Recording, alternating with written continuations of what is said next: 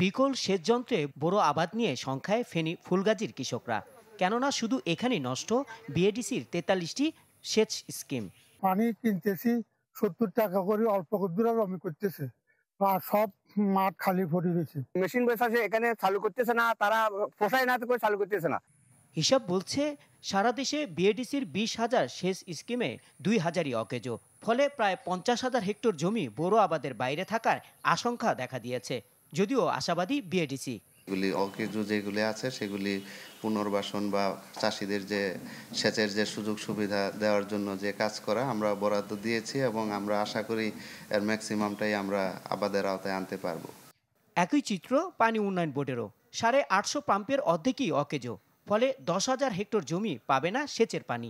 একই সময় তো পানি আসলে তো দেওয়া সম্ভব হয় না। এটার জন্য আমাদের মানে ওয়াটার শিডিউলিং করতে হয়, এবং এটা করতে গেলে আমাদের বিভিন্ন জায়গায় যে আমাদের বিভিন্ন মেইন ক্যানেলে, সেকেন্ডারি ক্যানেলে বা টারশিয়ারি ক্যানেলে যে আমাদের যে রেগুলারগুলো আছে, স্ট্রাকচারগুলো, সেগুলোকে কোনোটা বন্ধ রাখতে হয়, কোনোটা ওপেন রাখতে হয়।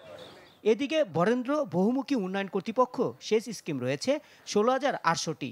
এর মধ্যে অকেজো রয়েছে প্রায় ৮০টি। পানি সংকটে বন্ধ রয়েছে প্রায় ৫১টি। কর্মকর্তা বলছে ভূগর্ভস্থ পানি না থাকায় এবার অর্ধেক জমিতে সেচ সেবা দিতে পারছেন না তারা। এতে প্রায় ১,০০,০০০ হেক্টর জমি চাষাবাদের আওতার বাইরে থাকবে। কিছু কিছু এলাকায় পানির সংকট আছে, সেগুলো ধরে না চলে ৫১টা, অন্যান্য জায়গায় আরো হয়তো ২০-৩০টা আছে এরকম, যেগুলো পুনঃখনন করার মতো সেগুলো আমরা করে দিচ্ছি। ভূগর্ভস্থ পানির পরিবর্তে সারফেস ওয়াটারের ব্যবহার বাড়ানোর পরামর্শ কৃষি বিজ্ঞানীদের।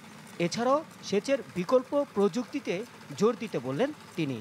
এই ভূগর্ভস্থ পানির স্তর নিচে নেমে এমন একটা পর্যায়ে যায় যে ধানকে সাপোর্ট করে না। তো সেরকম জায়গা আমরা যদি আগে চিহ্নিত করি, ওসব জায়গার জন্য আলাদা ব্যবস্থা। বোরো ধান করতে গেলে এমন জাত তৈরি করতে হবে যে জাত কম পানিতে মোটামুটি ভালো ফলন দেয়। এই ৩ প্রতিষ্ঠানে সারা দেশে প্রায় ৫৭ লাখ হেক্টর জমিতে সেচ কার্য পরিচালনা করে।